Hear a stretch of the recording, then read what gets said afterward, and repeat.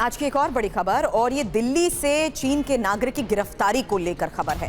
धोखाधड़ी के मामले में हुई गिरफ्तारी, जहां 100 करोड़ से ज्यादा ठगी के आरोप लगे हैं। पूरा मामला क्या है, किस तरीके से पूरे मामले की इन्वेस्टिगेशन के दौरान कई चौंकाने वाले खुलासे हुए हैं, एक एक डिटेल आपके सामने। उससे पहले ये तस्वीर और ये 100 करोड़ से ज्यादा ठगी के आरोपी, धोखाधड़ी के मामले में हुई गिरफ्तारी, दिल्ली से चीन के नागरिक की गिरफ्तारी को लेकर खबर है। चाइनीज ठग, इसकी तस्वीर आपने देखी, लेकिन ये कैसे ऑपरेट करता था, किस तरीके से ये ठगी को अंजाम देता था, इसका पूरा बायोडेटा अब आपके सामने रख रहे हैं। क्योंकि चीन का ये ठग 100 करोड़ कैसे ले गया, इसको लेकर जांच की जा रही है। साइबर ठगों की लंबी चौड़ी बकायदा एक टीम को लेकर खुलासा हुआ है। फिलहाल इसके बारे में जान लीजिए कि आखिर इसका नाम क्या है, और जो अभी तक खबरें सामने आ रही हैं, ये इंफॉर्मेशन वॉल पर डिटेल है आपके सामने कि आखिर किस तरीके से ये ठगी को अंजाम देता था। टेलीग्राम, स्काइप और व्हाट्सएप का ये इस्तेमाल करता था। लेकिन इसी इंफॉर्मेशन से पहले इसका नाम बता देती हूं, क्योंकि जिस शख्स की ये तस्वीर आप देख रहे हैं, इसका नाम है फेंग चेनजिन।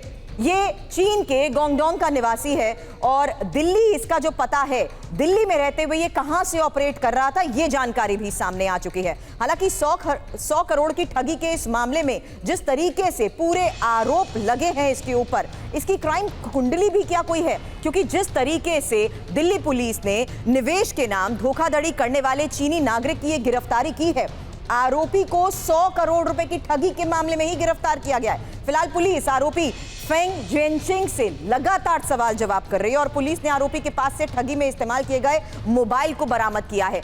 आखिर ये 100 करोड़ की ठगी का जो मामला है, कैसे इसे ये अंजाम देता था, यही इंफॉर्मेशन अब आपके सामने। क्योंकि पुलिस के मुताबिक अभी ये इंफॉर्मेशन सामने आई है कि 24 जुलाई 2024 को सुरेश नाम के शख्स ने साइबर अपराध पोर्टल पर एक शिकायत दर्ज कराई, जिसमें शिकायतकर्ता यानी सुरेश ने बताया कि उन्हें धोखाधड़ी वाले स्टॉक मार्केट ट्रेनिंग सेशन में कम समय ज्यादा पैसा कमाने का लालच दिया गया, और बाद में कई लेन देन में लाखों रुपए का निवेश करने के लिए धोखा दिया गया।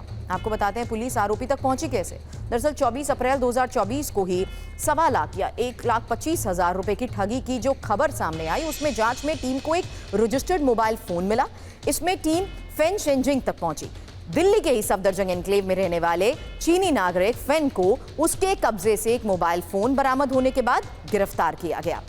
अब जो कनेक्शन देश भर में साइबर ठगी का भी, इसका क्या कोई कनेक्शन है, क्या ये बकायदा कोई गिरोह है, और ये चीनी नागरिक क्या उसी गिरोह का सरगना है, ये वो तमाम सवाल है जिसके तहत मामले की इन्वेस्टिगेशन की जा रही है। और इन्वेस्टिगेशन पर नजर बनाई हुई है हमारे सहयोगी जितेंद्र शर्मा ने। जितेंद्र से इस पूरे मामले को लेकर एक एक जानकारी लूंगी। उससे पहले इस पूरे नेक्सस के बारे में फिलहाल क्या दावे किए जा रहे हैं। दरअसल रिपोर्ट्स के मुताबिक साइबर ठगी करने वाले ये सरगना विदेशों में बैठकर इस तरह की वारदातों को अंजाम देते हैं, और गिरोह के शातिर अपराधी अपने ही देश जैसे चीन में बैठकर आईपी से फोन कर लोगों से ठगी कर रहे हैं। अब साइबर ठगों की बकायदा एक लंबी चौड़ी टीम होती है। अब इंफॉर्मेशन वॉल पर वही डिटेल आपके सामने, जिसकी शुरुआत में मैं जिक्र कर रही थी, क्योंकि ये ऑपरेट कैसे करते हैं ये जानना बहुत जरूरी था। खुलासा ये हुआ कि टेलीग्राम, स्काइप और व्हाट्सएप का ये इस्तेमाल करते हैं। इंफॉर्मेशन ये भी सामने आई कि टेलीग्राम पर बकायदा ग्रुप्स बनाए जाते हैं, और ग्रुप्स में हो रही चैट ये सबसे ज्यादा इंपॉर्टेंट है।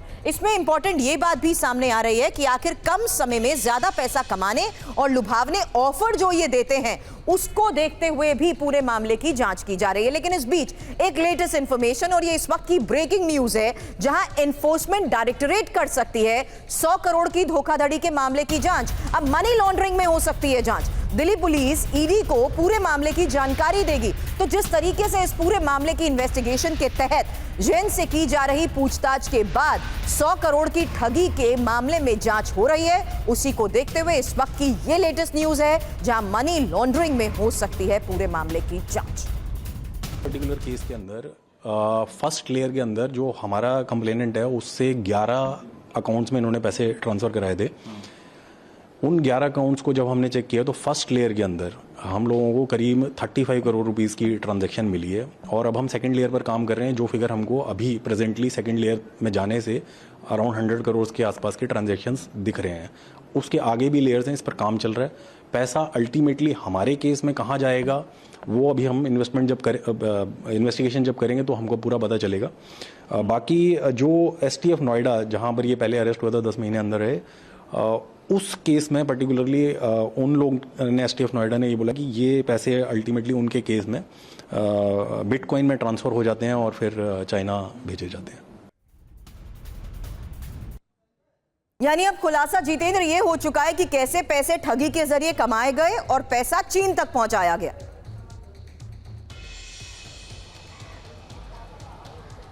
जी बिल्कुल, देखिए फिलहाल पुलिस इन्वेस्टिगेशन कर रही है, जो पूरी मनी ट्रेल है उसको खंगालने की कोशिश की जा रही है, लेकिन जो प्रीवियस हिस्ट्री रही है इस आरोपी की उसके मुताबिक पता चला है कि बिटकॉइंस में पैसे को कन्वर्ट कराया जाता था और उसके बाद उसको चाइना भेजा जाता था। इसके अलावा साल 2020 में पहली बार ये भारत आया। उस वक्त ये आंध्र प्रदेश की एक कंपनी में बतौर वेंडर काम कर रहा था, वर्किंग वीजा पर आया था और उसी दौरान उसी कंपनी ने इसके खिलाफ पहला मुकदमा दर्ज कराया था धोखाधड़ी का, जहां पर ये गिरफ्तार हुआ और तिरुपति जेल के अंदर ये कुछ महीने बंद रहा। उसके बाद ये नोएडा पहुंचता है, नोएडा में भी ठीक इसी तरीके से चीटिंग करता है कुछ लोगों के साथ और नोएडा STF इसकी गिरफ्तारी करती है और उस दौरान भी ये कुछ महीने जेल में रहा और उसके बाद फिर दिल्ली के सफदरजंग एनक्लेव को इसने अपना नया ठिकाना बनाया और यहां पर आकर बाकायदा इसने फिर एक व्हाट्सएप ग्रुप बनाया और स्टॉक मार्केट में पैसा लगाने के नाम पर लोगों के साथ धोखाधड़ी कर रहा था। फिलहाल अभी तक 100 करोड़ रुपए की जानकारी दिल्ली पुलिस को मिली है, लेकिन पुलिस का कहना है कि इस मामले को लेकर जल्दी वो ईडी से संपर्क करेगी, ईडी को इस केस से जुड़े तमाम दस्तावेज देगी ताकि आरोपी के खिलाफ PMLA के तहत कार्रवाई की जा सके। दूसरी बात यह कि इस मामले में कहीं ना कहीं जांच एजेंसी को यह यकीन है कि इस मामले में सिर्फ ये चीनी नागरिक शामिल नहीं था, बल्कि इसके अलावा कुछ और लोग हैं जो कि इस पूरी धोखाधड़ी के नेक्सस में शामिल हो सकते हैं। तो उनकी गिरफ्तारी के लिए या फिर उनकी पहचान के लिए भी लगातार जांच को आगे बढ़ाया जा रहा है। जी चलिए, मामले की जांच पर नजर बनाए रखें, आगे भी इस बारे में आपसे अपडेट लेंगे। शुक्रिया पूरी जानकारी के लिए जितेंद्र आपका। तो